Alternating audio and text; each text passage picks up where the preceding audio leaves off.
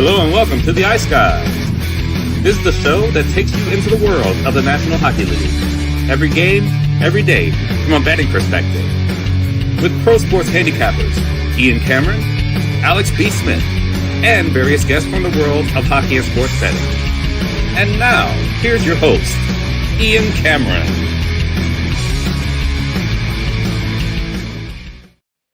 Welcome to the Ice Guys. It's Friday, March 28th. Ian Cameron, Alex B. Smith, Mikey back in the house as well for this Friday edition. We got a six-pack on tap on this Friday night. 6 NHL games. We'll get to all of them in just a moment. But first, we will recap what went down on Thursday night. And obviously, it was a very busy Thursday night, as it always is in the NHL. Yesterday was hectic. Last night was hectic. I'm trying to watch the basketball, the college basketball, the Sweet 16 round started. I was trying to watch the college hockey because I'm into that with the college hockey. How can you not be? There were some great games yesterday. Ohio State with a big third period comeback against BU. You saw an overtime game with Western Michigan and Minnesota State. You saw an incredible finish with Cornell, shocking Michigan State with a late goal in the dying seconds. And then you saw another overtime game later in the night with Jimmy Murphy's alma mater. Shout out to Jimmy Murphy. I know he was happy. UMass getting it done last night in overtime against Minnesota. That was great. The NHL card was obviously filled with big games, great games. So my head was spinning last night. You're trying to get bets in. It was just one of those nights where it's like, whoa, you really felt it at the end of the night. Wow, I just crashed right out. I mean, that's the kind of night it was. Just so much going on all at once. The Buffalo Sabres making a mockery of the Pittsburgh Penguins for the second straight game, an embarrassment for Pittsburgh. 7-3 in favor of the Buffalo Sabres last night. An over-by-fecta sweep for me. By the way, other than the best bet losing, that's the only thing I can gripe about last night. But other than that, another terrific night. 8 straight profitable and winning nights now in the NHL. It's been an unbelievable run. Terrific stretch. It's totally wiped out and then some. The struggles coming out of the Four Nations break. So it's been a phenomenal NHL streak. Piling up profitable days, and that's what we want to see at this time of year. 8 straight, and that sure helped that game with the over-by-fecta easily cashing in Buffalo with the 7-3 win there. Let's give the Flyers credit. The Bradshaw debut as the interim head coach, if you will, after the firing of John Tortorella, and they came out, they blitzed Montreal early for a 3-1 lead. Montreal made it interesting, but then Philly, got the separation they needed. Pulled away in the third period. 6-4, they get the job done over Montreal. That was a great game, too, because I took Montreal's team total, not the money line. And that was the difference for me there with over 3. And, of course, I love games like that, by the way, where you bet a team total, it cashes even if the team loses the game. I love that kind of situation. And obviously we saw that last night with Montreal. But credit to Philly. They came out with the energy they wanted. They're still shaky as fuck defensively, and we saw it again last night. But they got 6 goals. And Matvei Michkov, we talked about how him and Torts didn't always get along. And he looked like a new revitalized individual last night, did he not? What a great game from him. 2 goals, 1 assist. Should add a hat trick for those of us that bet the live hat trick prop. Oh, my gosh. Oh, gaping, yawning cage, and he shanks it off the pipe. Oh, my goodness. It was wide open there for him in the dying seconds. But like I said, nice job by the Flyers. We'll see if this is sustainable. I still have my doubts, but for one night, they get the job done against Montreal. It's now 2 critical losses in regulation in a row for Montreal now, as we'll see if other teams in the East can take advantage. The Islanders, the Rangers, the Jackets, all of those teams that are in the mix. But costly losses, they all are at this time of year when you're battling for the playoffs for the Montreal Canadiens. We're hearing some stuff coming out from certain reporters that there was an issue with Cam York, defenseman for the Philadelphia Flyers, and Torts that kind of led. One of many things that led to the decision for your Torts and the Flyers to part ways. But again, regardless, it's been done, and the Flyers for one night do get the whole coaching bump with that 6-4 win against Montreal. What can you say about Tampa? They just absolutely beat the living shit out of Utah last night, 8-0. Disappointing performance there from the Utah Hockey Club, with really their playoff hopes are slipping away from them now because of the fact, as we'll get to in a moment, St. Louis keeps winning. They're now 10 points back of St. Louis. It ain't happening for the Utah Hockey Club. I think we can kind of put them in that category where they're out of it. too much ground to make up with less than 3 weeks left in the season. What an awful showing it was, really, in that game when you look at it. And it was just one of those deals where Vejmelka had a rough night. He gets pulled. Stauber comes in. He gives up 4. It was a rough night. It's too many games in a row. We said this. It's eventually going to add up, and Vejmelka is going to feel the workload, and his performance is going to slip because of it. And, we saw it on perfect display last night. We saw it even in the Detroit game, signs of it earlier this week. So Tampa with just a absolute thumping over the Utah Hockey Club, and they get back at Utah and then some, obviously, for Utah winning at home against Tampa Bay 6-4 last weekend. Ottawa Senators 4-3 over Detroit. Detroit made a great comeback bid in the third period, but it falls short. Ottawa, a nice victory there. Solid effort all around. They got key goals. Of course, David Perron, we're all kicking ourselves. We didn't use him as best bargain bin special last night. We talked about that. Was one of the better. I went with someone else. Alex went with someone else, and unfortunately, neither one came through. But David Perron did. We mentioned it, though, on the show, and we still bet it, that it was a great bet. He's been on fire for the Sens, scoring goals again lately, facing one of his old teams. So it ended up making a lot of sense to look at his goal prop last night. But a nice 4-3 win for Ottawa as they further their playoff hopes and certainly take a step closer, if you will, to getting a hold of a wild card spot for good. I will say this about one incident last night. I give a lot of credit because we know Brady Tkachuk is a fierce individual, don't want to mess with him. Well, apparently there was a situation going on where, Edvinsson didn't like something that Brady did, and he challenged him. I liked it. And he actually was willing to drop his gloves with him, even though he knows he was probably a little overmatched there. So I have so much more respect now for the young defenseman from Detroit there, Simon Edvinsson, who they have high hopes for. I thought that was great to see him willing to drop the gloves like that. I don't care if he gets his ass kicked. Doesn't matter to me. The fact you're willing to drop the gloves with a guy like that, Brady Tkachuk, more respect. Salute Simon Edvinsson for that. Absolutely. Yeah. Big time. He didn't back down. He stood his ground. Obviously, in a one-on-one scrap like that, he's in tough against a guy like Brady Tkachuk. But I applaud him so much for even doing it and dropping the gloves. So well done, Simon Edvinsson there for Detroit. Costly loss, though, again for Detroit. Minnesota, let's give them credit. 4-2, they beat Washington last night. Nice performance from them as they beat the Capitals there in that game and get back on track. Solid effort. And that's what's funny thing about Minnesota, right? They can go through the lulls and look bad and lose games that are just, they look terrible. And then they come back and against a team like Washington, they ratchet a nice 4-2 win. I can't say enough about Ovechkin, making sure that he and his teammates acknowledged Marc-Andre Fleury at the end of that game. Yeah. That was so awesome. So awesome. And just the respect, because what a bunch of wars Ovechkin and Fleury had in the past, way back when Fleury was with the Pittsburgh Penguins. That was so cool. You talk about sportsmanship. You talk about class personified. Well done right there by Alex Ovechkin. No question about that. The St. Louis Blues, man. Look, they're not obviously my team, and I've never personally cheered for them. But I don't know if I've ever cheered harder for the St. Louis Blues than I've been cheering for them these last few weeks. What a fun team they are to watch.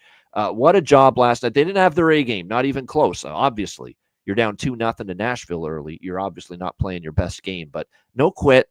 Got it to 2-1, and then bang, bang, 2 goals in the third, and they win 3-2. I was hoping for that 4th goal for the team total, but oh well. It's 8 straight wins now. That's the first time during that 8-game win streak that they don't score 4 goals. St. Louis, only the 3 last night, but we pushed on the team total. And what more can we say about our guy, Holloway? What can we say about Dylan fucking Holloway right now?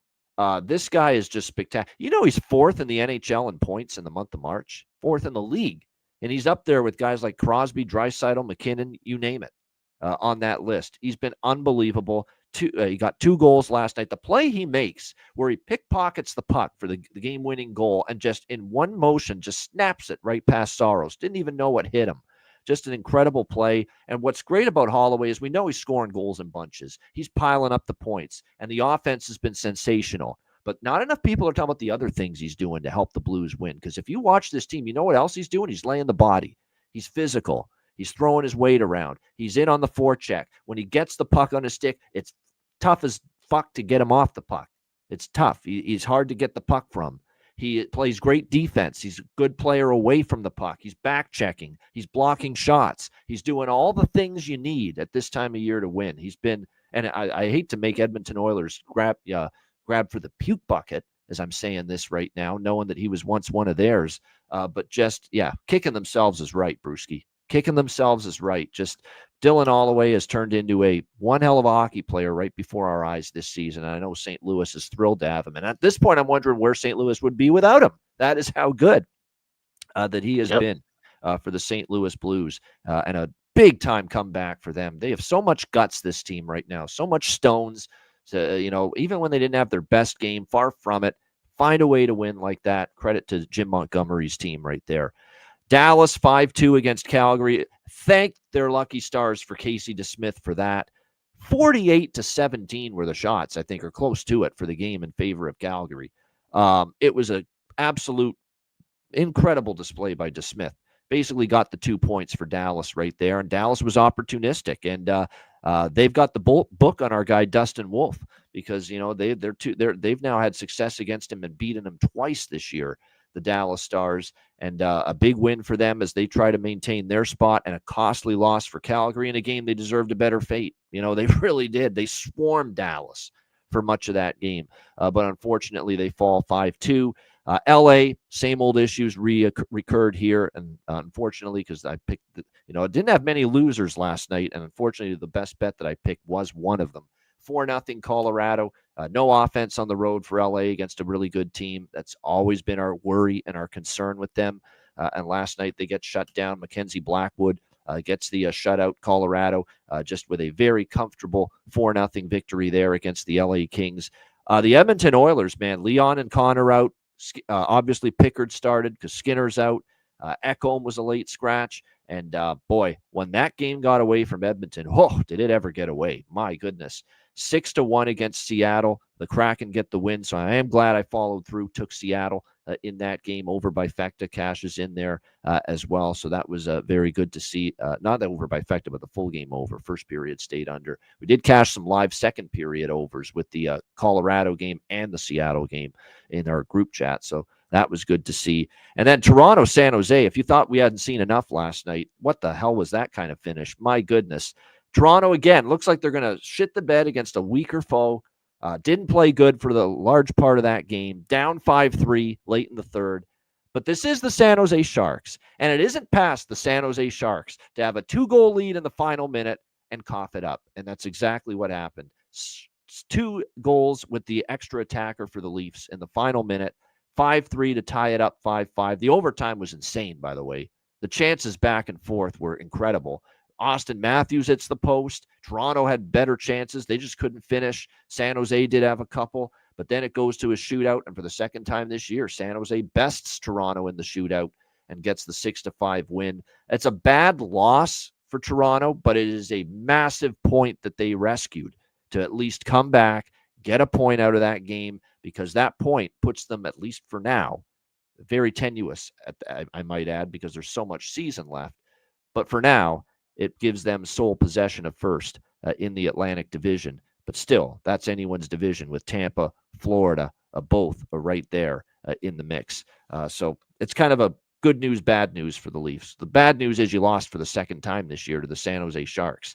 The good news is you at least came back and got a point when it looked like you were going to get zipped and you were going to lose in regulation. And a great stat that I saw someone post on Twitter X, the Sharks have won 2 games in their last 29 against a team that is currently in a playoff position, and both of those were the Leafs. So sorry to make the Leaf fans happy on this Friday. Alex, your thoughts on last night? Yeah, like I said, a lot of interesting games, a lot of busy action, and there's some couple of takeaways that I had. That St. Louis game was huge for me because I actually ended up, like we said, we talked about the team total and I like the regulation. I actually didn't end up playing the team total at all. I went straight regulation. They were down 2-0. Right. I'm thinking this thing's dead in the water. And then like I said, Holloway there's another comes team back that knows how to blow it. Nashville, yeah. Holloway comes back to cut that lead in half, and then like I said, St. Louis had all the momentum in the third, but to get that game and get that win in regulation which obviously, I mean, you don't mind giving up a point to Nashville because they're out of it, but to get 2 points on your own and take care of business within 60, knowing that the Wild at that point, they've been up and end up winning as well. So keeping that pace, that is huge for St. Louis. Like you said, they've been a fun team to watch. So certainly not a fan of the organization by any means, but this has been a fun run. And like I said, this is another great to see Jim Montgomery, have another team that's playing some good hockey and stuff, especially after how everything ended there in Boston. And then the Wild game, he said that's an important win for them as well. It's kind of a rougher loss for Washington, and we have to tread lightly now back in Washington because they have their playoff spot clinched. We know they're going to clinch the division. Do they really give a shit about the President's Trophy? Probably not.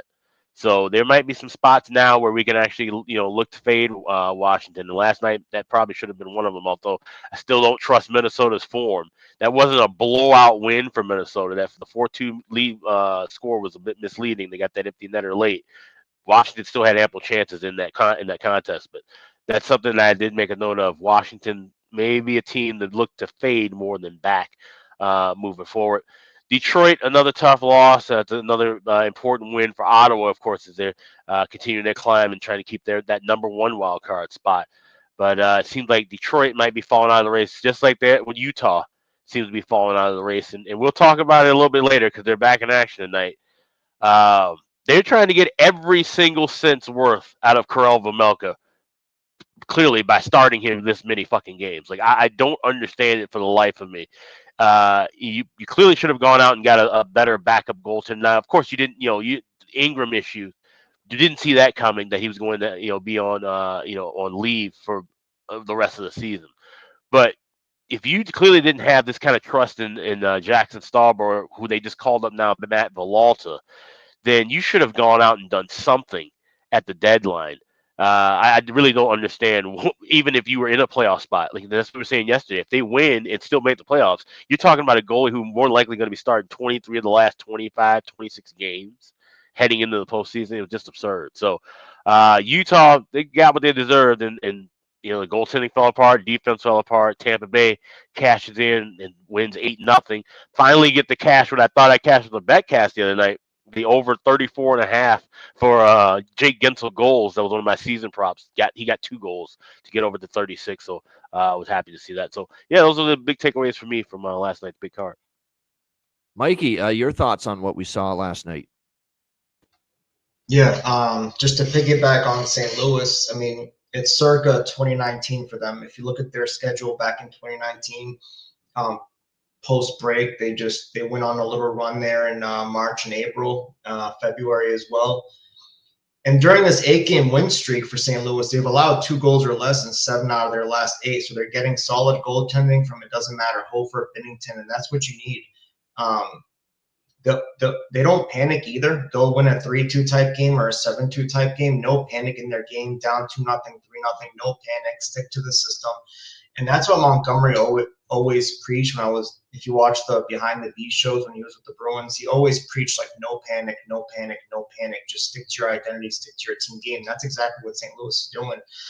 Very favorable schedule, but they're taking advantage of it. They can't do nothing but beat the teams in front of them. But they had they had Nashville 3 times during this 8-game.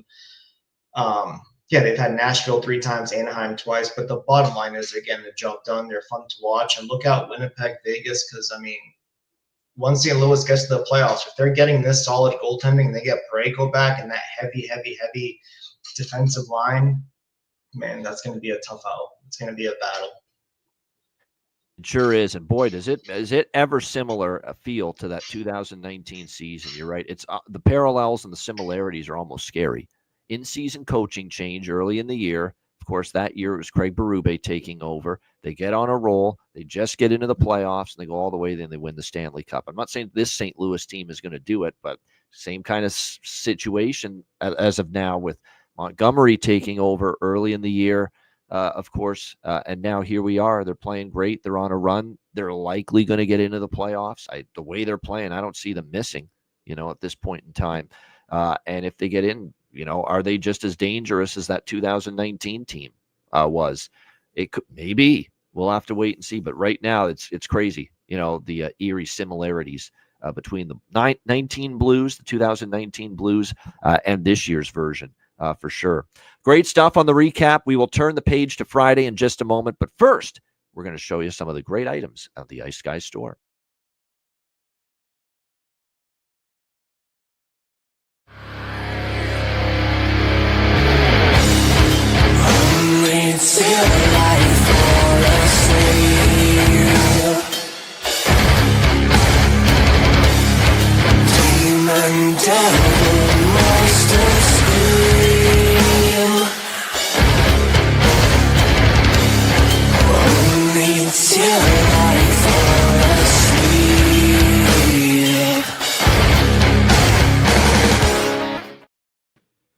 Make sure you check out the Ice Guys store and all the great gear and merch. iceguys.myspreadshop.com. All right, let's get into Friday. And it is a good card. Once again, games galore that matter in the playoff race. And we'll begin with Utah and Florida. It is the Brad Marchand debut. What's that song by Nirvana? I think it is that did that. Return of the Rat, Return of the Rat, Return of the Rat. Yeah, it's the Return of the Rat. Brad Marchand is back, and my goodness, and we'll get Mikey's thoughts because he's the Bruins fan of the bunch. How fucking awkward, bizarre, and strange is it going to be to see him in Panthers red, wearing the jersey of the Cats tonight? It is going to be strange. That is, and on the ice for that Florida team. Florida minus 240, home favorites, 5.5 the total here in this game. Should be interesting to see how this one plays out with Utah and Florida, and how Utah bounces back, because that was just an absolute debacle last night for them. 8-0, an absolute destruction, demolition, whatever you want to call it. It was pathetic from the Utah Hockey Club, quite honestly. Like, I know Tampa Bay was in a good spot. They were in a tough spot. It was a revenge spot too for for Tampa, losing to Utah on the weekend, but still ugly from the Utah Hockey Club, especially when they need every point they can get. We'll see how they bounce back here. They're going back to Karel Vejmelka. Now, he did, I guess, get a little bit of rest last night because he got pulled in that game. He didn't have to play 3 periods, but still, he's playing a back-to-back. He's now starting for what? It was a lost count, the 18th time in a row. It kind of feels like it for this Utah Hockey Club. And again, his game is trending down because I think he's just overworked. He's wearing down. I think fatigue is setting in. There is no doubt Karel Vejmelka, the last few starts, increasingly his quality has gone down in net. He was on a great run for a while there, no question about it. But he is getting worse with each outing. I think the fatigue, the workload, like we say, it's setting in. So it's not a goalie I trust right now for the Utah Hockey Club because of that.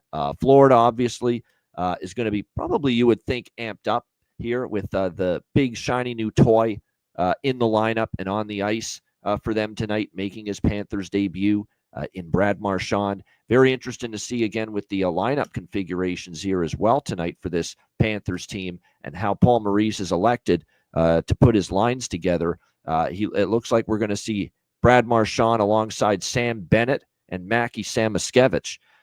Interesting line. You've got Mackie Samoskevich, who's a good skill player, 2 thumpers like Bennett and Marchand. I think there's definitely some potential for that line to be good and for chemistry to develop. Will it be right away? Maybe not. Sometimes that takes a few games to develop, but there's potential, I think, for that line to be quite good. Verhaeghe, Barkov, Reinhart, still the top line. Kuhlman, Luostarinen, Lindell, and Boquist, the third line. Greer, Sturm, Rodriguez, the fourth line here for the Panthers, still without Kulikov and Ekblad on the blue line. For the Utah Hockey Club, it looks like tonight it's still pretty much status quo. Not a lot of changes expected with their lineup, but obviously going to be looking for different results. Tough spot here, considering back-to-back after playing in Tampa last night for this Utah team. It is worth noting now they have scored just 1 goal suddenly in the last 2 games, including the shutout last night. Now, this is a system play, but as we've talked about, we've kind of backed away from the system play here for the last few weeks because it's really cooled off. That being said, I do like the over by Fecta here because I think Florida does bring energy. You've got a situation where I think Florida might be a little bit more on the offensive tonight with Marchand in the lineup. I also think when you look at it, too, for Utah, they've been going over the total in the first period, I believe, 5 games in a row now. going into this game tonight. So definitely like the first period over more than the full game. I think if I were to go about it, I'd probably do a 70-30 or 80-20 split between first period and full game, with more on the first period for this particular matchup. But again, Utah has been kind of going that way of late. 3 of 4 of their last 5 games have gone over the full game. And as far as first period overs are concerned, pretty sure now it's a 5-game first period over streak for them entering tonight. So it's going to be over by Fecta. I'm going to also take a look with this Florida team total. It's 3.5 at even money. I think I got to bet it. I mean, Vejmelka's wearing down. You got to expect the Florida Panthers are going to be amped here coming into this game with Marchand's debut, not only debut with the team, but his home debut as well. And not probably thrilled about the performance in their last game. Remember, we have not seen Florida since Sunday when they beat Pittsburgh in a shootout 4-3. And I remember they started that game horribly. They were getting outshot 17-4 in the first period by the Penguins. A terrible start to that game for Florida. They were fortunate. They were able to come back and win. So from that standpoint, Sunday to Friday, that's 4 days off at this time of year. You don't see that very often. So I expect a rested, energized, jumping out of their skates kind of night here for the Florida Panthers with Marchand making debut. So Florida team total over, and the over by Fecta for yours truly. Alex, what do you think here? Utah, Florida. Yeah, so this is like I said, a huge spot for Florida. Having the days off, getting a new player, your new addition now, and Brad Marchand into the lineup officially, and at least having those days compared to where Utah in the second of back-to-backs with a goalie who's played in his 18th consecutive start. This is Florida team total all day long. I laid $1.10 with this morning. Like you said, you can get better prices, so shop around. But also, we'll go with that first period over. I'll play it small. Pre-game at minus $1.15, but of course we'll look to try to grab some plus money a couple of minutes into the contest. I think this is going to be just goals galore for Florida, and it wouldn't shock me one bit if we see Matt Villalta come in as a backup, the same way we saw Jackson Starber come in at some point. I don't understand. I genuinely do not understand why you're giving this man so many consecutive starts right now. But hey, we'll just stick with what they're giving us, and hopefully it's a tired goalie, and hopefully that means goals for the Panthers. Yeah, I think that's definitely true, no doubt. And I like that second line. I think that second line, take your pick. I think all of them can be worth goal prop looks tonight in this game. Sam Miskevich, Bennett, and Marchand. I think that line has potential. I like Paul Maurice's thinking here. I think that line really could have chemistry. Again, you're always worried it's not there in game one, but if it's not there tonight, I think it will eventually be there, because I like that. That trio, just on paper, to me, that looks like a line that could be pretty good for this team moving forward. Mikey, what do you think here? Utah, Florida. Yeah, if you told me this time last year that Marchand will be on the line with Sam Bennett, I would probably give you the number of the loony bin, because I mean no one saw this one coming. But yeah, the anger of the trade has worn off. I mean, it is what it is. I never thought I'd be rooting for Florida, but listen, they're a fun, physical, nasty team to be dealt with in the playoffs. And now with Marchand on the team, I mean, we'll see how it goes. It's just another more ammunition in their arsenal. So it'll be fun to see. I mean, listen, this guy is 37. He's coming off an injury. I don't know if he's going to be getting heavy minutes tonight, but he is slated in that second line. So we'll see what happens. As far as this game, whatever slim playoff hope Utah had in the last week or so, that ship has sailed. Back-to-back losses by a combined score of 13-1, while teams in front of them keep collecting points. I don't see Florida underestimating this team or taking a night off, because they're in a race themselves for the top spot in the Atlantic. Only 1 point separates Toronto, Florida, and Tampa. If you look back at these two teams when they face off in Florida, it's been an over series. 8 goals, 8 goals, 8 goals, 7 goals, 6 goals when they meet in Florida. This is a tough one. Florida probably gets by, but Utah is prideful, and that's all they have left to play for. Each other, pride, and the new organization. They don't want people to refer to them as the same old Coyotes. It's a new brand, and they've done a decent job in their inaugural season. They're a few games above 500. They're playing competitive hockey. I think that's what they're going to get back to here in the last handful of games. You know, head coach Turney, he's a no-nonsense coach, so the compete and effort and pride, he won't let that wear off on this team. They still can end the season on a positive note, even though they won't make the playoffs. Now, I'm very skeptical about the goaltending situation for Utah, but I think they can score a goal in the first period. Florida has been off for 4 days straight, and they're only 3-2 this season when they've had 3 or more days off. Utah, obviously, they're off a very embarrassing shutout loss. They're lucky they get to play today and get that awful taste out of their mouth. And here they're facing the defending champs. I think they might catch them early with Florida having several days off. Here's why I like Utah in the first period. Utah's been shut out 5 times this season. They've scored a goal in the first period. In the next game, 4 out of those 5 times they've been shut out. Oh, good stat. They've gone 3-1-1 in the first period after a shutout loss, and at least a combined score of at least 6 goals the next game following a loss. So that'll help your over in that situation. So I'm taking a stab with Utah first period money line plus 160, and for them to score a goal in the first period minus 115. All right. Well, you got them off an embarrassing loss going for you. I mean, if you're any sort of, prideful team, professional, you come out storming if you're Utah after a game like that last night. That's good. The problem is Florida, I think, is coming out storming too with all this time off and with Marchand in the lineup. So, yeah, BTTS, says Bruce. It's kind of, I'm kind of making it sound like it could be a 1-1 first period. Yeah, I might do that. Might do a little first period, both teams to score, because we both expect energy out of the gate off the opening faceoff from both teams. There's no doubt. For Utah, if they show up early, it's definitely pride, because it can't be any realistic belief that they're making the playoffs. It's done now. No. St. Louis just keeps winning, and they're 10 points behind now. It's just not happening. I also don't think they have the games in hand advantage over the Blues. Actually, they do. That's the one thing they've got going for them. They do have 2 games in hand on the Blues, but that's still a lot of fucking ground to make up in less than 3 weeks. With the way the Blues are going, do you really think the Blues are going to free fall? I don't see it. So I think it's tough for Utah to make it. And I think it's starting to set in for them that they're going to fall short. All right, Montreal and Carolina. Carolina minus 320, home favorites, 6 the total here in this game. I want to take Montreal at this price, but it is back-to-back. Carolina, to me, I feel down the stretch they're kind of a team that I don't think is going to be consistently reliable in this kind of a price range as a bigger favorite. That's the way I feel. We saw that. Now, it was a brutal spot. It was against Nashville, because they came off California with 1 day following the end of that trip, and they had to play Monday. It was a terrible spot.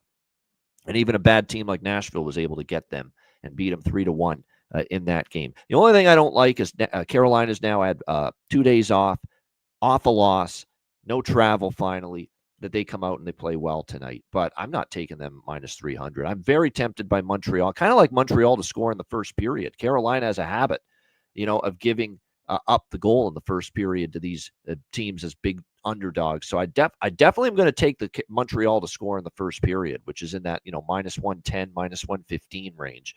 I definitely like that. I like that more than trusting Montreal for the full game.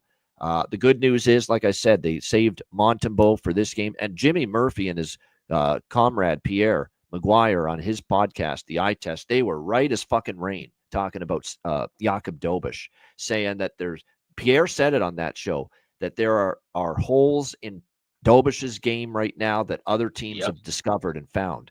He goes down early. He exposes the top part of the net far too much, far too often, and teams are exploiting him with that, going roof job on Jakub Dobeš more often than not. And like I said, he's got to tighten up his style, or else, they're going to keep beating them, shooting high on him 100%. So and we saw that last night again versus the Philadelphia Flyers, another rough night. But Samuel Montembeault gets the start tonight. Freddie Anderson's projected for Carolina. That's not confirmed, though, as of yet. As of right now, the only thing I've got is Montreal first period goal. I might sprinkle on the draw here a little bit. It's not my favorite draw of the card, but maybe just a tiny sprinkle on the draw. Montreal plus 260. I'm eyeing it. I'm waiting to see who's in net, though, for Carolina. Certainly want no part of the Hurricanes at this price. Alex, what do you think here? Montreal, Carolina. Yeah, I didn't get to the draw here either, but I definitely have that first period goal for Montreal. It's minus $1.05 at DraftKings to get that first period team total, minus $1.06 at FanDuel. So, yes, you can get well within a good price for that. Like I said, we've seen Carolina give up goals early in the contest when they're favored at this range, and especially at home as well. It's just kind of interesting how Carolina's been a good home team overall, but they still tend to give up that first goal. So that's really what I'm kind of rolling with for now. Like I said, if we add anything on and we get full goalie confirmation, might look to play this live. But just Habs to score in the first period. Yep, that's exactly it. Yeah, that's the problem too, Doug, is Carolina 10 straight wins at home versus Montreal. Yes, it's been a tough place for them. Lenovo Center, as it's now called. Yeah, Taylor Hall goal prop. Can't talk you out of it. I mean, he's a 4-game point streak, 2-game goal streak for Carolina. He's been great. There's no question about it. Been heating up for this team. Dvorak is someone, if you want to, Jankowski, yeah, he'd let me down the other night, but I wouldn't talk anyone out of Mark Jankowski. That's for sure. Christian Dvorak, by the way, plus 850. He's actually scored in 3 of the last 5 games for the Montreal Canadiens. Josh Waugh, he plus 650. I only mentioned Josh Waugh because he's on the second line, and he's also had a good history of scoring against Carolina. This is actually a team he scored against before, so maybe a Joshua Waugh gets on the board here for Montreal here in this one. And like I said, for Carolina, there is still some value. Hall and Jankowski, to me, are the guys that have been with the value in their price and the fact both of them have scored 3 of the last 5 Carolina games going into this game tonight. Mikey, what do you think here? Habs, Canes. Yeah, the Habs struggle versus Carolina, and they struggle in Carolina. So last 5 in Carolina, Montreal is 0-5. They've been shut out twice. So for whatever reason, their struggles have continued in Carolina. So Montreal has hit a small skid, 4-game losing streak, but the problem has been defensively and between the pipes. They've allowed 21 goals during this skid for an average of 5.2 goals allowed per game, which is just, you can't have that, especially heading into the playoffs. Although Carolina has lost 2 in a row, has lost 2 of the last 3. They were just on a 7-game winning streak. With that said, this line is set up as if Carolina is playing the Sharks at home. Even with Montreal struggles against Carolina, I don't see a Carolina blowout by any means. Also, Montreal in the back-to-back, they've done well, 6-4-1 in back-to-backs this year. Over-under is 9-2 in these back-to-back scenarios. I really want to take a shot with Montreal here at this price, and I still may. But the only thing I did lock in was that first period Montreal Canadiens goal on DraftKings. I got it at plus 105, but it's creeped up a little bit. Montreal has scored a first period goal in 8 out of their 12 games in March. So I'll take that price, plus 105, Montreal to score a goal. I'm going to get in on Jackson Blake tonight, too, because I read an article about him. We were talking about Jackson Blake in our group chat, too, and I know a few people like him to score tonight, break the schneid, get off the schneid, end the drought. That he's been working hard, that he's still getting his chances. And then I look at his shots on goal numbers. He has 14 shots on goal in the last 3 games combined. 14. So the puck's going to go in for him at some point. Just has to when you're putting that much shot volume on net, and you're playing with Sebastian Aho and Seth Jarvis on that top line. So I think Jackson Blake, it's going to happen soon. You want to kind of be on it before he ends the drought, because then the floodgates open. When a good, talented player gets that goal to end his scoring drought, it could be tonight, I think, for Jackson Blake. We will wait and see. He's certainly shooting the puck a lot and putting himself in a position to score goals. He's getting the chances. Like I said, 14 shots on goal for him in the last 3 games as well for Jackson Blake. So, like I said, I think eventually that puck's going to go in for him, and you're getting a pretty good price for a guy that's on the top line and is going to play power play as well here for this Carolina Hurricanes team. So again, Jackson Blake plus 320, at some spots here, BetMGM among others. Like I said, probably worth a shot because I think he's going to score at some point. It might be tonight. Vancouver and Columbus. Oh, by the way, about Utah, Florida, I forgot one prop I wanted to mention because he's got a point in 2 straight games from the blue line for Florida. Forgot to mention it. Gustav Forsling. What's trouble in you, Gus? Gustav Forsling from the blue line. 2 straight games with a point, and he's plus 150 to get. It's a great price for someone that's on a little 2-game point streak like that. So I think Gus Forsling there for Florida. Point might be worth a look. All right, Vancouver and Columbus. Huge game, East versus West, but 2 teams in their own respective playoff battles right now. We've got Columbus minus 130 home favorites, 5.5 the total in this game. So you take EP40 out of the equation, you win 2 in a row. Sometimes it's that easy for the Vancouver Canucks. But nice job by them, seriously. New Jersey and the Islanders, 2 big wins for them this week, and they should have beat the Rangers. Let's not forget that. Shesterkin completely robbed them in that hockey game over the weekend. This should be a 3-game win streak right now for the Vancouver Canucks, and doing it without, obviously, Pettersson, Höglander, among others. I've been impressed, and boy, has Thatcher Demko been really good in his return. That's been key as well. Thatcher Demko, 2 games back from injury. Thought maybe there'd be some rust. Thought maybe it would take a couple of games for him to get up to game form, but boy, he's been terrific. The 4-3 win, in a shootout against New Jersey, he made some key saves. Same thing with the Islanders game, fought in that 5-2 win, especially when they were down 2-1 and the Islanders were pouring it on. He made some big saves to keep Vancouver afloat, and Vancouver ties it, and then they don't look back from there. 3 straight after that, and they end up winning 5-2. And how about this little oversurge for Vancouver all of a sudden? 8 of their last 9 games over the total, 8-1 to the over. Vancouver in their last 9 games. Columbus, meanwhile, couldn't get out of their own way. 6 straight losses. Woe is us. What are we going to do?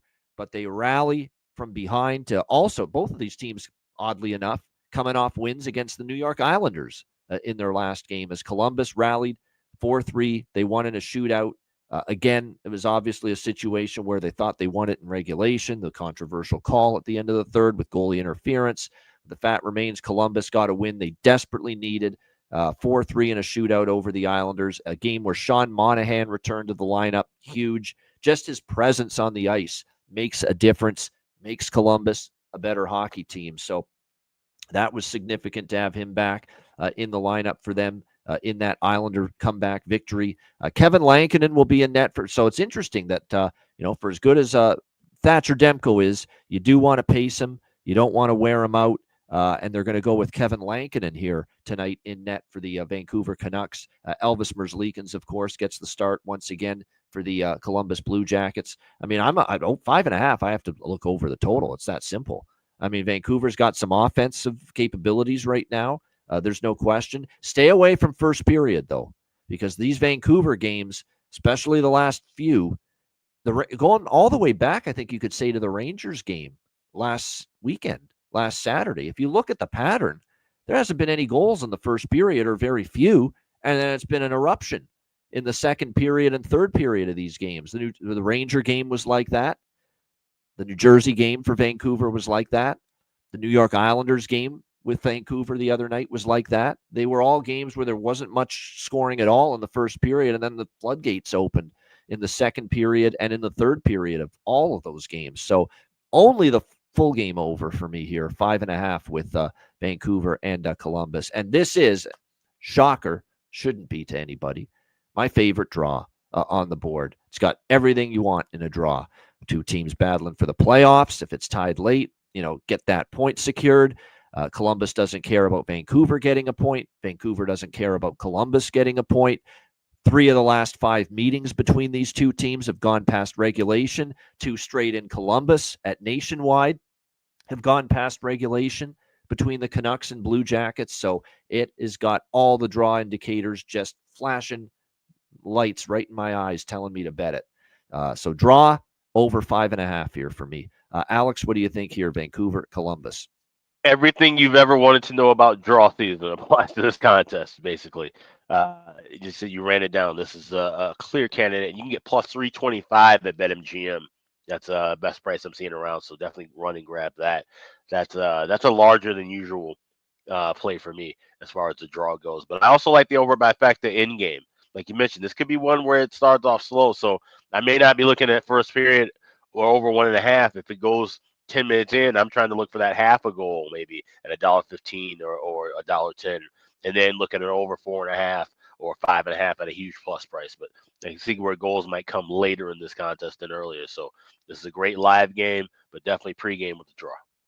Mikey, what do you think here? Canucks, Blue Jackets. Yeah, I'm with you guys. Even though Columbus just snapped a 6-game losing streak, and even though they've gone 3-8 in March, some way, somehow, they're only 2 points out of the wild card spot. So it's a big game for both clubs, like you've said. I think Vancouver's hopes of securing the final wild card spot out west is pretty much dwindling down with how hot St. Louis has been. I'm not convinced Columbus has snapped out of whatever funk they've been in because they beat the Isles in a shootout, but I certainly don't want to lay a price with them. But this has always been a high-scoring series head-to-head. Vancouver on an overrun, like you said, Ian. Columbus has been allowing an average of 3.7 goals per game in their last 10, so we'll stick with the over 5.5 in this one. And if you want a couple of goal props, DeBrusk has 5 goals in 7 games against Elvis, and Besser has 4 goals in 6 games against Elvis. So look at their anytime goals if you're looking for that. I think there's great value with Vancouver goal props tonight because I think they will score some. They have confidence, believe it or not, right now a little bit offensively, which tells me, which is even more of an indictment on Pettersson. You know, that this team has scored 9 goals in the last 2 games. They've scored 3+ goals. This Canucks team, believe it or not, in 7 of their last 8 games. They have scored at least 3 goals. Like, they have some confidence right now. They can put the puck in the net. And if you look at Columbus head-to-head, what the Canucks have done, the Canucks have scored 5, 5, 3, 5, 3, 4. You know, they've scored 3, 4, 5 goals consistently against Columbus in the past. And I still don't know if Columbus is through their defensive woes. I lean Canucks to win, and I lean Canucks money line here, but I'm staying off because Columbus snaps the losing streak. They get a little confidence. That maybe gets them going a bit. It has been a long road trip for Vancouver, so I kind of worry about running on fumes a bit. And I also, obviously, Columbus has been awesome at home. That's a big part of it, too, keeping me off Vancouver. The Blue Jackets' home record at Nationwide Arena, 29-5, the home record for the Columbus Blue Jackets this season. So nothing on the money line here either way, but just the draw and the over. And like I said, for props, those were good ones that Mikey mentioned. I'll throw out a couple that have value. Kiefer Sherwood's played his tail off lately. Worth a look, plus 450. Connor Garland, plus 280. Lekaramaki, plus 500. How about, there was also one for Vancouver, too. Oh, yeah, Drew O'Connor, Pius Suter. I think he's played great in the absence of Pettersson, centering that top line. They're all worth a sprinkle, I think, for the Vancouver Canucks as well. And you know who's actually off the board sprinkle here as well? 13% of the games he's played. 2 of the last 5 he scored. He scored the last night. Atu, it's one of the better names you'll ever hear. Atu Ratu for the Vancouver Canucks, the Finnish player. Hell of a price, plus 750 for him to score. I thought he was very noticeable. Went to the front of the net to score one of his goals the other night as well for the Vancouver Canucks. So don't sleep on that. Great name and maybe a great value to score a goal tonight. Atu Ratu for the Vancouver Canucks here tonight as well. And then on the Columbus side of the equation, Boone Jenner has goals in back-to-back. The captain playing like a captain when the team needs him the most. Plus 270 there for him maybe to find the back of the net in this game. Monahan has a 5-game point streak going for the Blue Jackets. Mikey mentioned DeBrusk, 3-game point streak for him. Jenner, Suter for their respective teams, 2-game point streak. Garland as well. So good options here in a game that, we do think they're going to be goals. And again, we don't need many goals to cash over 5.5, but I do think we will see some here tonight. All right, New Jersey and Winnipeg. Winnipeg minus 190, home favorites, 5.5 the total, shaded to the under here in this game. So this is just one of 2 games on the card tonight. Well, there's another one later on where it's just, I'm okay taking chances betting against this team as a favorite right now. I think Winnipeg is kind of coast mode right now. I don't love the things I'm seeing. Now, they did beat Washington, but I knew that game was going to get their attention because it's the Capitals. It's the team they're battling with for the President's Trophy. It's the best team in the East versus the best team standings wise in the West. You knew that was going to be Winnipeg. Winnipeg was going to be ready for Washington and be ready to play and want to play a good game. But now you look at this Winnipeg team here coming off that 3-2 win in overtime against Washington. This is also a Winnipeg team that lost to Buffalo at home. They got whipped by Vancouver in a dead spot that they looked flat. They looked flat against Seattle, especially early. They were down 2-0. They had to rescue themselves and win in overtime 3-2. There's been a lot of non-60-minute efforts lately from the Winnipeg Jets. So that does concern me here. Now, they've beaten New Jersey 3 out of 4. New Jersey's kind of flighty. They haven't been playing great. I will admit that. 2-4 in their last 6 games. A win at Columbus, but pounded by Pittsburgh. Lose at home to Calgary. Blow the lead. Lose to Ottawa at home 3-2. Blow the lead against Vancouver. They lose 4-3 in a shootout, and they do bounce back. They beat Chicago. So the ability for the New Jersey Devils to go on the road and beat a team like the Winnipeg Jets is in doubt, but I don't mind taking my chance at this number on the New Jersey side here in this game tonight. You know, you're getting a pretty good price here, plus 160. And to be honest with you, I'll just say it right now. You're getting the better goalie in net for New Jersey tonight, Jake Allen. Jake Allen's been better than Jacob Markstrom lately. Markstrom was a little bit better against Chicago. He was a little bit better against Vancouver, but he's not all the way back, in my opinion. He's still not had a great 1 or 2 weeks of play in net for the New Jersey Devils. So Allen and Hellebuck, your goaltenders here. Still, of course, you know, no change in the injury reports either way. Velarde for Winnipeg still out. Hamilton, Hughes, Siegenthaler, of course, out for New Jersey. But Cody Glass is out, unfortunately, for New Jersey as well. He had been playing pretty solidly for them. But at this price, plus 160 and a sprinkle on the draw for me as well here with the Devils and the Jets. Another thing, too, is don't look now with this Winnipeg team.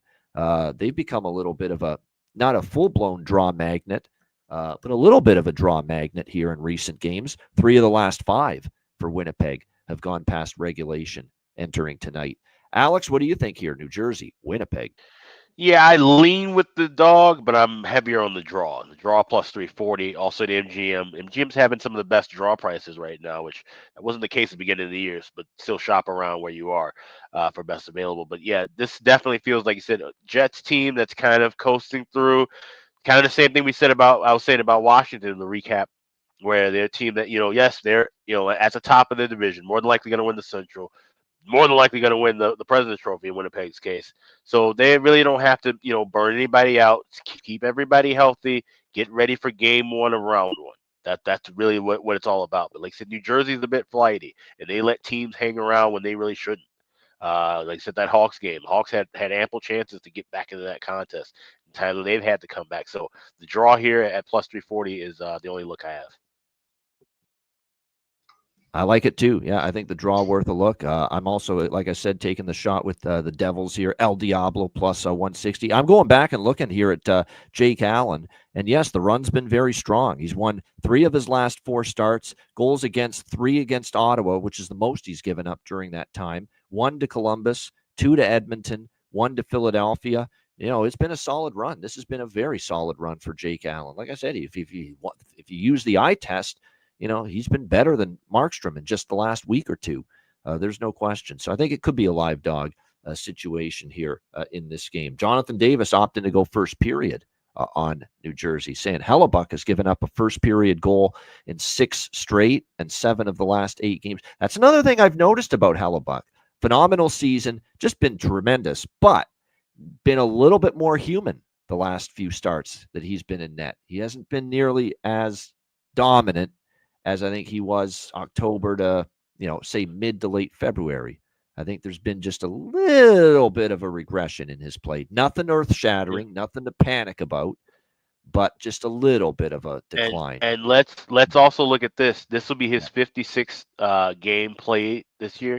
He's played 56 games or more in 9 of his 10 seasons in the NHL. Yeah, no doubt. Yeah, this is the classic late season handicap for me. Win or lose, I'm happy to take plus 160 with the team that probably is a little bit more motivated for the points over the team that may not be. And it's showing, like I said, these little glimmers lately where they're not putting in the great 60-minute effort, pillar to post, the Winnipeg Jets game in and game out. What do you think here, Mikey? New Jersey, Winnipeg.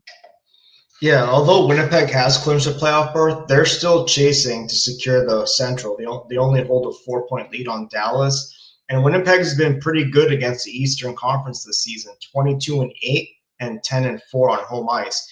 New Jersey's a tricky team to figure out at the moment. Key injuries, they're not going to catch Carolina for the number 2 wild card spot. Yeah, they're not gonna catch Carolina. No one in the Metro is gonna catch up to New Jersey like the Islanders, Rangers, and Columbus. I feel like they're pretty much stuck in that 3rd playoff spot in the Metro division. I still feel they're trying to figure out who their identity is with these key missing pieces to the front and back end. It's 2 teams not really, in my opinion, they're not really stressed, desperate, or in a dogfight. So unfortunately, it's a pass for me on this one. Yeah, I I get what the chat's saying with the under. I think this game could stay under. I do. But man alive, have you seen the results the last 2 nights across the league in the NHL? I'll give you what the stats are with totals here right now. 12-2 full game overs last 2 nights, Wednesday and Thursday combined. 12-2. Not a whole lot of unders are cashing here these last 2 nights. Now, I know the worm is going to turn. The pendulum will swing. It always does. And we're going to start seeing more unders again at some point. But my gosh, it's scary right now at the moment with what I've seen the last 2 nights as far as these games. I mean, it's been over-palooza in the National Hockey League. 12-2 is the record for full game overs Wednesday and Thursday combined in the NHL. So, like I said, it's not easy to bet an under right now. This does feel like it could be an under, but like I said, it's tough. I'm hesitant right now with anything under. I'm always hesitant with anything under, but even more so now. Vegas and Chicago next up here. We've got, by the way, Eric Howla. We'll go back to the well with Mr. Howla tonight because as long as he stays up there in that top line for New Jersey, there's definitely some value. Hishira, 8-game point streak. Ehlers is on a roll, 4-game point streak. Bratt, 3-game point streak. Niederreiter, Scheifele, and Perfetti are on a 3-game point streak. Dawson Mercer, I think, might be worth a look. This guy's streaky and is heating up. He had a great performance against Chicago the other night. The man from Newfoundland, Dawson Mercer, I think he might be worth a shot here for a goal prop tonight for the Devils as well. Vegas, Chicago, Vegas minus 320, road favorites. The total in this game, 6, pretty much across the board here in this one. You look at this situation here with Chicago, better effort against New Jersey initially, but unfortunately, too many defensive lapses again. That's really the story for the Chicago Blackhawks. I mean, going back in their last 7 games, 4 to San Jose, 6 to Vancouver, 6 to Seattle, 3 to LA, which is the fewest they've allowed during that time. 4 goals allowed to St. Louis, 4 goals allowed in the 1 win they've had against Philadelphia, and then the 5 goals allowed to New Jersey the other night. So it's been a cavalcade of issues defensively for the Chicago Blackhawks, and even Spencer Knight can't bail them out of it. Vegas, meanwhile, 4 straight wins for them. They start their road trip with a 5-1 victory over the Chicago against not Chicago. They're playing Chicago tonight. 5-1 victory against Minnesota the other night. This is one where it's over by Fecta and Vegas team total over for me. Vegas team total over. I mean, I'm at the point where I've given Chicago chances to show me a step-up effort defensively, and we're not seeing enough of it from this hockey team. Their penalty kills kind of struggled as well during this stretch of games. They gave up 2 power play goals to New Jersey. Vegas's power play off fuego right now. They've scored a power play goal in 4 straight games as well. So, like I said, it's just tough to trust Chicago to put the clamp down right now on anybody defensively with their recent results. So it's going to be an over by Fecta here for me. At Chicago, the first period overs are starting to ramp up again. And we thought they were dead. Just when you thought I was out, they pull me back in, the old line. We're starting to see that again with the Chicago first period overs. So this is an over by Fecta. The more that I look at it with the Vegas team total, I'm going to do the old Alex P. Smith special here. We're going to wait in game 3, 4, 5 minutes into the first period. We'll get a better price on the 3.5, probably closer to even money. That'll be the approach there for me with that. Alex, what do you think here? Vegas, Chicago. Yeah, that's the best way to go about it. I like the over by Fecta here too, but we can wait for this. And actually, we'll go over for trifecta. I'll pregame bet both teams to score, and that's the way to kind of cover, that 300 minus 300 trend.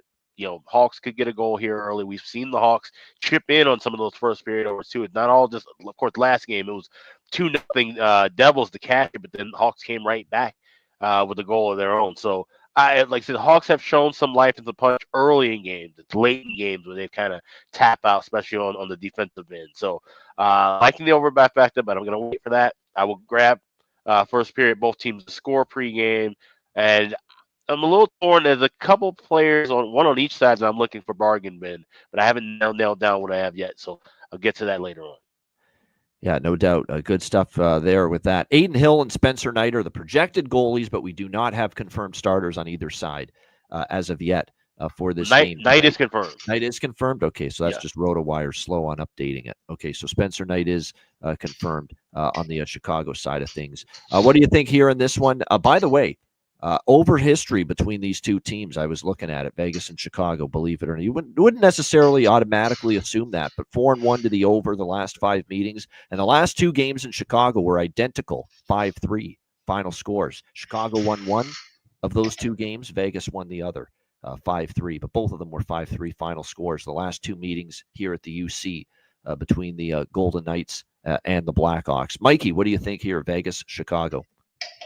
Yeah, Vegas plays again tomorrow, so we'll see who gets the nod tonight.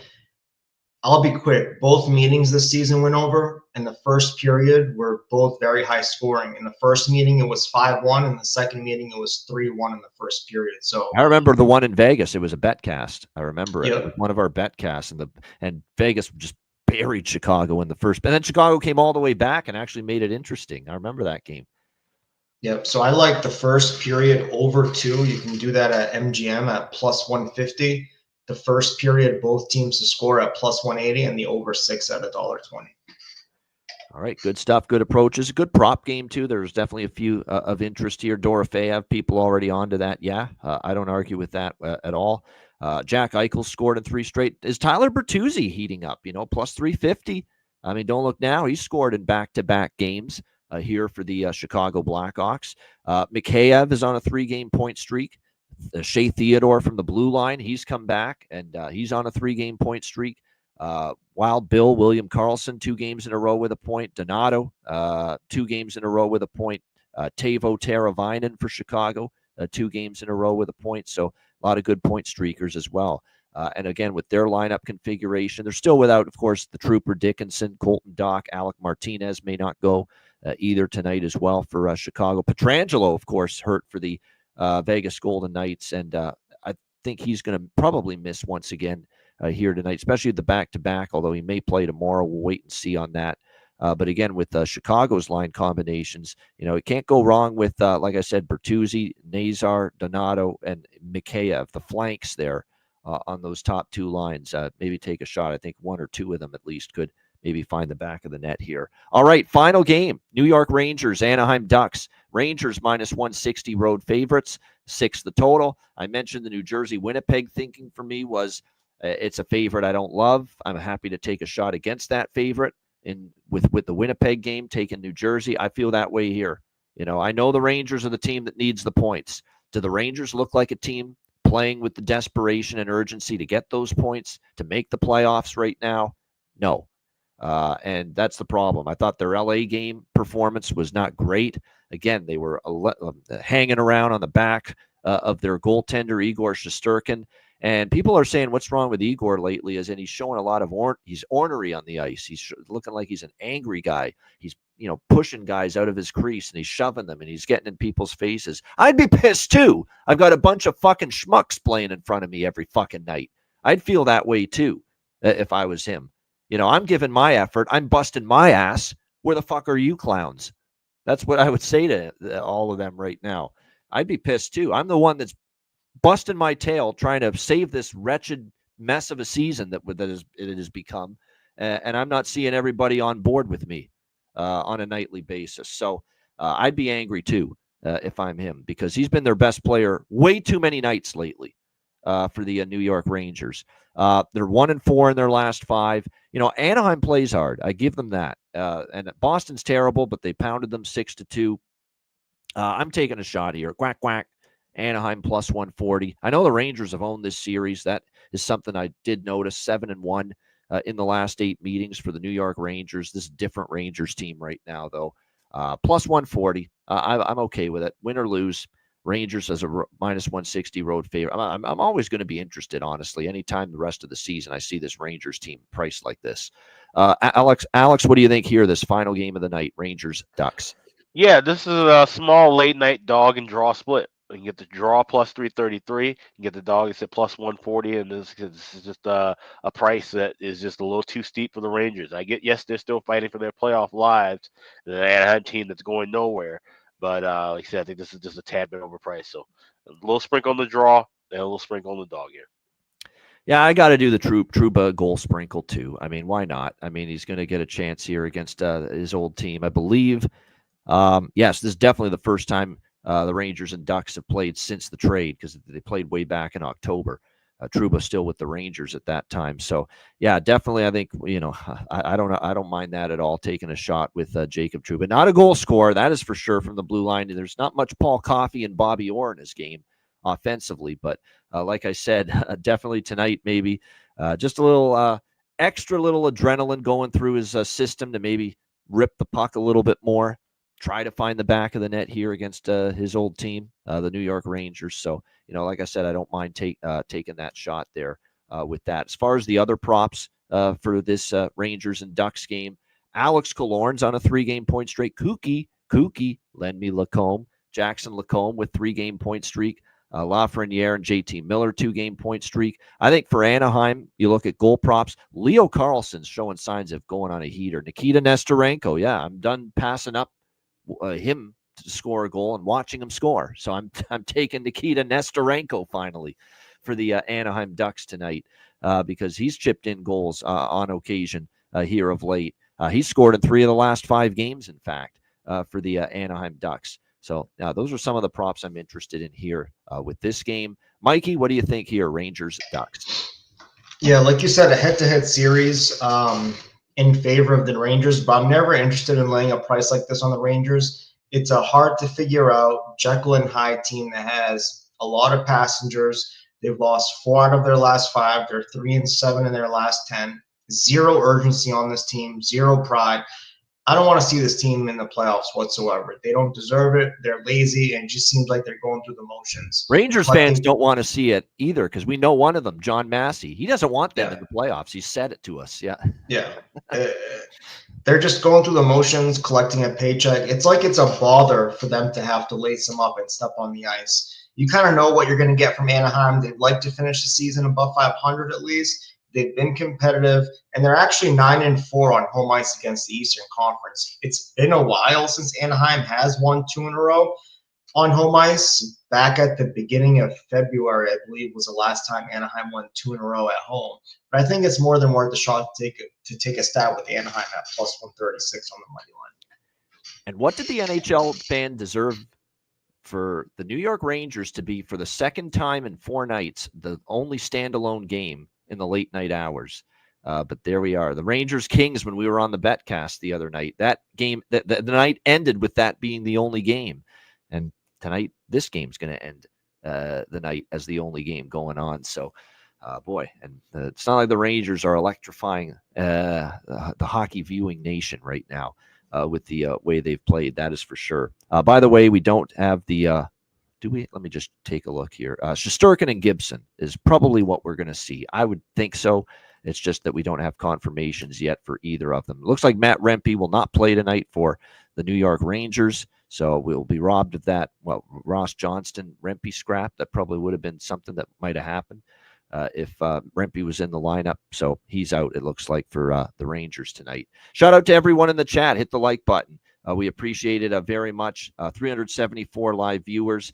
Before we get into the ads and the Patreon promotions and the best bargain bin special, best bets, big announcements. Patreon Ice Guys live betcast dates for the month of April. We promised you that we were going to make up for March having only 2 betcasts. And the reason for that was, of course, how busy things got with the NCAA tournament going on. We are making up for it big time here in the month of April. First of all, our next live betcast, you won't have to wait long. It'll be next week, next Thursday, April the 3rd. Okay, next Thursday, April the 3rd is going to be our next Ice Guys Patreon live betcast. So make sure you don't miss that one. We're very much looking forward to it. Patreon exclusive. And we're going to have not 1, not 2, but we're going to have 3 Patreon exclusive live betcasts coming your way in the next week, or next 2 weeks, I should say. Plus, of course, the regular free for all betcast coming your way as well. So here we go. We're going to get the schedule up on the screen. There you have it. Thursday, April 3rd, Patreon exclusive live betcast. Tuesday, April 8th, Patreon exclusive live betcast. Thursday, April 10th, Patreon exclusive live betcast. So for Patreon members, we're giving you 3 live betcasts in a 1-week span. So don't say we didn't do our best to make up for March. We are doing that for sure, and then some. So 3 Patreon exclusive live betcasts coming up next Thursday, April 3rd, and then the following week, Tuesday, April 8th, and Thursday, April 10th. Now, the Thursday one, April 10th, might be shorter. We've got a couple of stink bomb games in the late night hours. We may not stick around for those. I'm just warning you right now. We may end that betcast after the Vancouver, Colorado game ends on that Thursday, which will be a pretty good game, you would think. But after that, it gets a little rough. So we may have a shorter than usual betcast on April 10th. But we'll go the full night for the other ones, including the free betcast, the one free-for-all betcast that we will have here in the month of April, Tuesday, April 15th, which is the third to last night of the regular season, Tuesday, April 15th. So definitely looking. Oh, John, don't do that, Jonathan. We're cutting it. We're cutting the betcast short April 10th. Don't tempt us with the friggin' live feed from crypto for Anaheim, LA that night. Don't do that to us. Yeah. Don't make us do that. Don't make us stick around for that. But anyway, yeah, Ice Guys live betcast. We got 4 of them coming up. Thursday, April 3rd, 8th, and 10th, all Patreon exclusive. Tuesday, April 15th, free for all. And again, for the Patreon exclusive live betcasts, 3 of them coming up. Make sure you're on board to be a part of it, to watch the betcast, to be part of the stream as well. Patreon.com/Ice Guys, goalie charts, totals charts, daily betting cards, sides, totals, player props posted each and every day on the Patreon page. We got the live chat rooms going, live wagering, post chat room as well. Great interaction with the Patreon members. All the access to the tons of live betcasts coming your way, exclusive to Patreon members. So get on board now. Just $10 per month. Your subscription goes a long way to supporting the show. $10 per month. Patreon.com/Ice Guys. And that's just all the regular season stuff too. Like, keep in mind, we've got the playoffs coming in Yes. April. We're gonna have a lot more playoff stuff. We're gonna have a lot more playoff coverage. We got a couple of fun things that we're working on to unveil around the start of the playoffs too. So definitely stay tuned with that. But also check out the Ice Guys store, iceguys.myspreadshop.com. We've got all new merch coming. I got something coming in the store pretty soon. I think you do too, Ian, right? You got some stuff that you've ordered. So yeah, so new merch is coming for us and hopefully for you guys as well. So like I said, we got a bunch of specials coming with the store in April also. So definitely check that on out. That's iceguys.myspreadshop.com. It's time to start repping the brand, not just wearing the same old fucking generic shirts you always see me wearing for the last several years. So yeah, definitely. Like I said, we got some gear on the way, good stuff, and it's great gear, great merch. Check it out, iceguys.myspreadshop.com. All right, bargain bin special of the night and best bets coming up in just a moment, right after we hear from our great Ice Guys sponsors.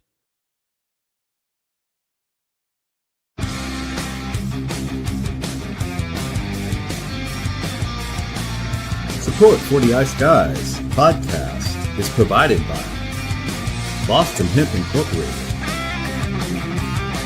Tailgaters Social,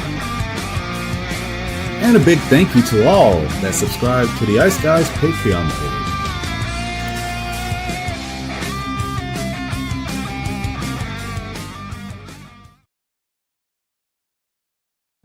Everyone loves a perfect pair. Bacon and eggs. Thunder and lightning. Mario and Luigi. A hot dog with fries. Ian and Alex B. That's right.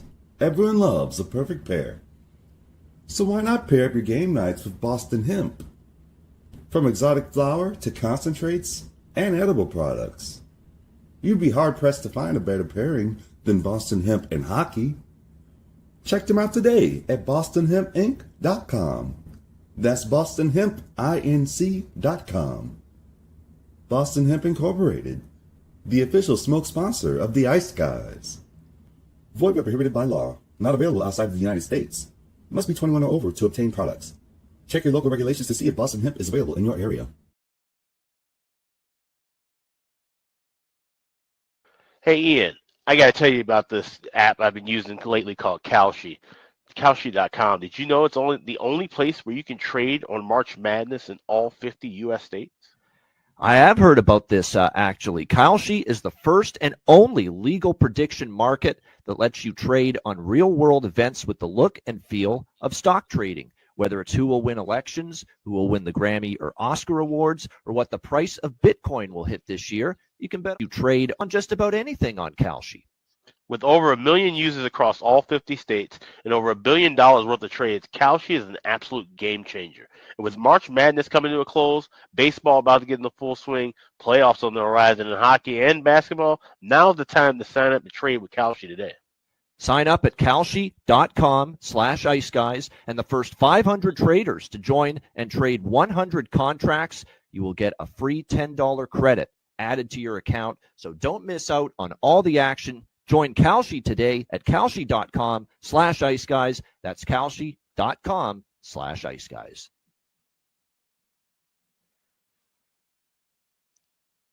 Shout out to all our great sponsors. Boston Hemp Inc., 20% off all orders on the website using the promo code IceGuys at bostonhempinc.com. And our newest sponsors, Kalshi. Great.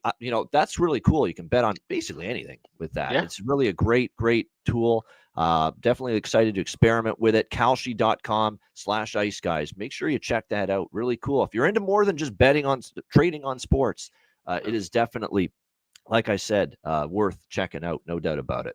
All right, bargain bin special of the night for this Friday. Well, all good things must come to an end, Alex. The streak ended last night, but time to start a new one. Bargain bin special. What do you got? Yeah, I'm giving you guys 2 because I should have given you 2 yesterday, which would have kept the streak going with David Perron. But we got 2 coming from 1901 West Madison, 1 on each team. First, we'll go with the Chicago Blackhawks. He's moving back up to the top line. We tried with him before, and he didn't score. He did score in the game the other night. It's Ilya Mikheyev. You can get him plus 390 anytime goal scorer. He's been red hot. He's been feeling it. Ever since Sorensen came in, he's been really the biggest beneficiary, I think, of Anders Sorensen as a head coach. He has opened up and developed and has played that offensive style that was expected of him when he joined this organization. So plus 390, Ilya Mikheyev, that's bargain bin play number 1. Bargain bin play number 2, same building, opposite team, the Vegas Golden Knights. We are going with Ivan Barbashev, 2 or more points, plus 440. Up on the top line, like I said, he's a guy who he can score, but he can also facilitate as well. I think that's a great price for a top line winger against a shaky defense in Chicago. So Ivan Close Shave Barbashev, plus 440 to get 2 or more points to go with Ilya Mikheyev, anytime goal, plus 390 for the Blackhawks. Those are my 2 Friday bargain bin specials. There you go. A special 2-step with the bargain bin special of the night for Alex B. Smith on this Friday. Mikey, bargain bin special. What do you got? Going with Carolina, Jack Roslovic, 35 points on the year. Second line, power play 2. Against Sam Montembeault, he's faced him in 8 games. He scored 4 times. So I'll take a bargain bin anytime goal plus 340, Jack Roslovic. Jack Roslovic for Carolina for Mikey with his bargain bin special. I'm giving you 2 as well. I'm going to someone from Carolina, but it's the guy I think that is long overdue to finally snap the drought and score 1 on the top line. Power play time, playing with Aho and Jarvis. I'm going with Jackson Blake, plus 320 for Carolina as my first bargain bin special of the night. And I am going with Nikita Nestor. By the way, speaking of Nikita, and we've got Nikita Kashersky, who was in our chat chatting it up with us last night. Every time I hear the name Nikita, I think of that Elton John song. It's a beautiful song, Nikita. Yep. Look it up. Look it up. It's a phenomenal song. You want a great song, just sounds great, makes you feel good. Nikita, you'll never know. Yeah, there you go. Nikita, that's going to be my new thing with Nikita now. Nikita Nestorenko for the Anaheim Ducks. It is, like I say, he's been, oddly enough, scoring for this team since he's been in the lineup. 3 of the last 5, he's found the back of the net. And what a price, plus 750 with Nikita Nestorenko at BetMGM. No doubt about it. So good price. He'll be the second bargain bin. Nikita Nestorenko for Anaheim, plus 750. All right, best bet for this Friday. Alex, what do you like? Yeah, let's head on out to Carolina.